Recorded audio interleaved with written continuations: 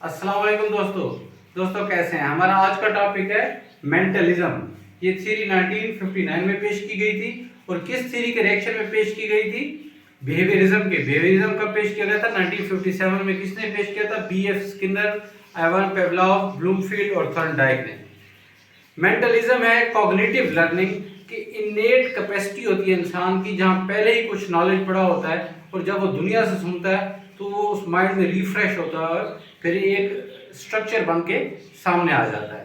और बिहेवियरिज्म क्या है? बिहेवियरिज्म है कि एक्सटर्नल रिस्पॉन्स इंसान सीखता है और उसकी आदत बन जाती है जिसे वो सीखते हैं, जिसको हमने कहा था स्टिमुलस, रिस्पॉन्स, रीइंफोर्समेंट और रेपिटेशन। स्टिमुलस क्या है? कोई एक्शन है। भूख लगी है तो बच्चा बोलेगा, कुछ भी बोलेगा, रोएगा जिस तरह, तो रिस्पॉन्स उसकी माँ देगी, कोई दूध देगी या कुछ खाने की चीज़ देगी। अब रीइंफोर्समेंट क्या है? पॉजिटिव रीइंफोर्समेंट से वो लर्न करेगा, नेगेटिव रीइंफोर्समेंट से अगर उसको डांटा जाएगा तो वो चीज़ छोड़ देगा। और लैंग्वेज लर्निंग का प्रोसेस क्या है? पॉजिटिव रीइंफोर्समेंट, उसको पॉजिटिव रीइंफोर्स किया जाएगा कि रोया है, दूध दे दिया है, तो अब उसको पता चल गया, जब यानी कि अगर बार बार होगी, रेपिटेशन क्या है? बार बार होएगा तो बार बार उसको दूध मिलेगा, तो इसका फिर बिहेवियर डेवलप हो जाएगा। Language is behaviour, external sources से बंदा सीखता है। ये कहते थे बिहेवियरिस्ट, माइंड में कुछ भी ऐसा नहीं होता, खाली होता है। अब जरा पढ़ते हैं। नॉम चॉम्स्की ने कैसे रिजेक्ट किया? Experiment on animals. वो कहता है ये एक्सपेरिमेंट जो बिहेवियरिस्ट ने किए थे, एनिमल्स पे किए थे, वो इंसान पे अप्लाई नहीं हो सकते। ये पहला नुकता तरजीह है। दूसरा, no conditioning process is necessary for learning. Conditioning process जो है, क्लासिकल कंडीशनिंग इवान पेवलोव की और जो बी.एफ. स्किनर की थी बिहेवियरिज्म, जो उसने ऑपरेंट कंडीशनिंग थी, तो वो कहता है कोई ऐसी कंडीशन जरूरत नहीं है कि स्टिमुलस हो, रिस्पॉन्स हो, फिर रीइंफोर्समेंट हो, फिर रेपिटेशन हो तो तब बंदा लैंग्वेज लर्न करे। वो कहता है ऐसा कुछ नहीं है, स्ट्रक्चर माइंड में पड़ा है, वो रिफ्रेश होगा बाहर वाले थोड़े से नॉलेज से और वो रिजल्ट में सामने आ जाएगा। Skinner misunderstand the nature of language. Chomsky ने तो रगड़ ही दिया, कहता कुछ भी नहीं आता इसको, नेचर ऑफ लैंग्वेज ही नहीं समझी, एवं आ गया, कहता चल भाई बिहेवियरिज्म मान गया। Language not just a behaviour, कहता है लैंग्वेज सिर्फ बिहेवियर नहीं है, लैंग्वेज सिर्फ एक्सटर्नल या सोशल कंडीशन से नहीं सीखी जाती, लैंग्वेज माइंड में पड़ी होती है। वो कैसे पड़ी होती है? उसकी कॉग्निटिव लर्निंग की थ्योरी क्या है, नाम चॉम्स्की की, हम आगे चल के पढ़ते हैं। आ जाए आपको इस तरीके मेंटलिज्म के कुछ पॉइंट बताएं। Child is born with intrinsic ability of language learning. Intrinsic ability जो दिमाग में बचपन से ही पड़ी है। लैड, नॉम चॉम्स्की कहता था लैड एक डिवाइस है, language acquisition device, has already some knowledge of and principles with him. यानी कि जब बच्चा पैदा होता है तो लैड उसके दिमाग में होती है, ब्रेन का कुछ हिस्सा होता है जो जिसके अंदर प्रिंसिपल्स भी हैं, रूल्स भी हैं। सिर्फ बाहर से कुछ नॉलेज आएगा जो लिसन करेगा, साउंड को जंबल करेगा और रिफ्रेश होके वो बाहर आ जाएगा, जो उसकी फर्स्ट लैंग्वेज है, उसका स्ट्रक्चर भी पड़ा है। वो कहता है थोड़े से सेंटेंसेस हैं जिससे वो बेतहाशा सेंटेंसेस बाद में बना सकता है। लैड का फंक्शन क्या है? LAD only function is the process of language, language को प्रोसेस करता है। Child relates new events to the events already present in his mind. बाहर से जो न्यू इवेंट्स देख रहा है वो फिर वो रिलेट करता है अपने माइंड से, रिफ्रेश करता है और वो उसका नॉलेज बन जाता है जिसको वो बाद में बोलता है। कुछ चीजें इधर भी देखते हैं, आ जाए। Rules, unconscious rule in child's mind, यानी कि रूल्स का लफ्ज जब चॉम्स्की यूज करते हैं तो उसका क्या मतलब है?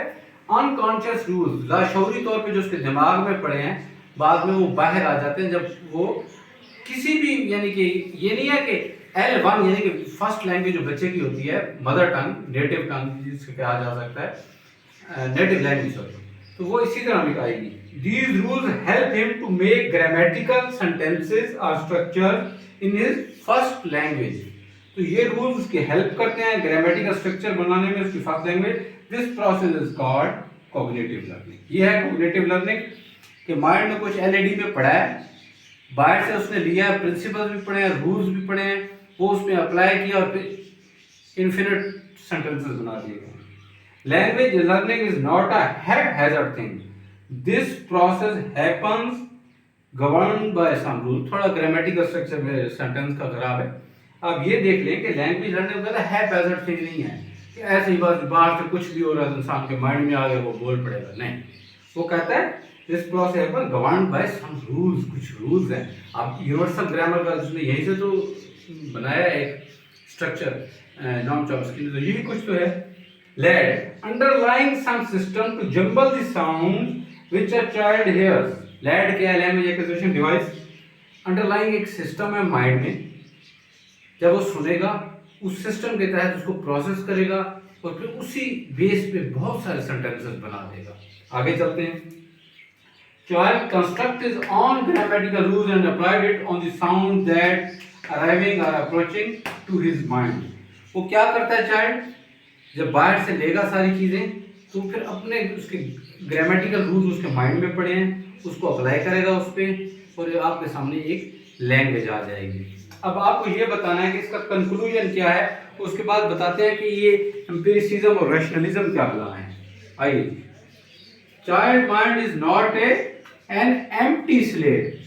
इंसान का दिमाग खाली नहीं है भाई, इसमें कुछ होता है जब वो बच्चा पैदा होता है। खाली कौन कहते थे? बिहेवियरिस्ट कहते थे। अगर बिहेवियरिज्म का आप लेक्चर सुनना है तो उसका डिस्क्रिप्शन में लिंक मौजूद है, वहां जाके आप सीख सकते हैं। आप नेक्स्ट रूल पढ़ते हैं। इनेट मेंटल कैपेसिटी। जब बच्चा पैदा होगा तो दिमाग में एक ऐसी मेंटल कैपेसिटी है जिसको हम उसने नाम दिया है एलएडी का, कि एलएडी है वो बचपन से कुछ रूल्स जो हैं वो लेके पैदा हुआ है, कुछ प्रिंसिपल जो उसके माइंड में सेव है, बस उनको ट्रिगर करने की जरूरत है। Social conditions do not play an important role in language learning. जो एक्सटर्नल पॉइंट्स हैं, जो सोशल कंडीशंस है हर शख्स की, वो रोल प्ले करती है लेकिन इतना रोल प्ले नहीं करती। अगर ऐसे होता तो लैंग्वेज लर्निंग इतना कॉम्प्लेक्स प्रोसेस है, एक छोटा सा बच्चा कैसे सीख सकता है? ये कौन कहता है? चॉम्स्की कहता है। Language learning through listening. वो कहता है लैंग्वेज लर्न की जाती है, एक्वायर की जाती है लिसनिंग के थ्रू। कुछ सीखा है तो वो किस तरह लर्न कर रहा है?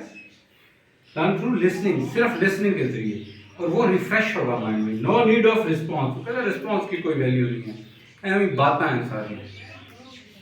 No need of reinforcement. वो कहता है पॉजिटिव नेगेटिव को छोड़ो, रीइंफोर्समेंट की जरूरत ही नहीं है। रीइंफोर्समेंट आपको बता दिए क्या है, कि बच्चे को भूख लगी है, वो रोया, एक्शन हुआ है, माँ ने रिस्पॉन्स किया, दूध दिया है। अगर दूध दे दिया उसके रोने पे तो ये पॉजिटिव रीइंफोर्समेंट है। कहते हैं इसकी भी जरूरत नहीं है। Language learning is not a behaviour.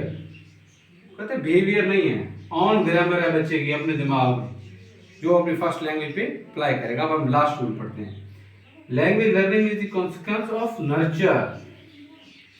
Nurture है ये, ठीक है। अब एम्पिरिसिज्म बताएंगे कि एम्पिरिसिज्म क्या है, रैशनलिज्म क्या है, मेंटलिस्ट कौन थे और बिहेवियरिस्ट कौन थे।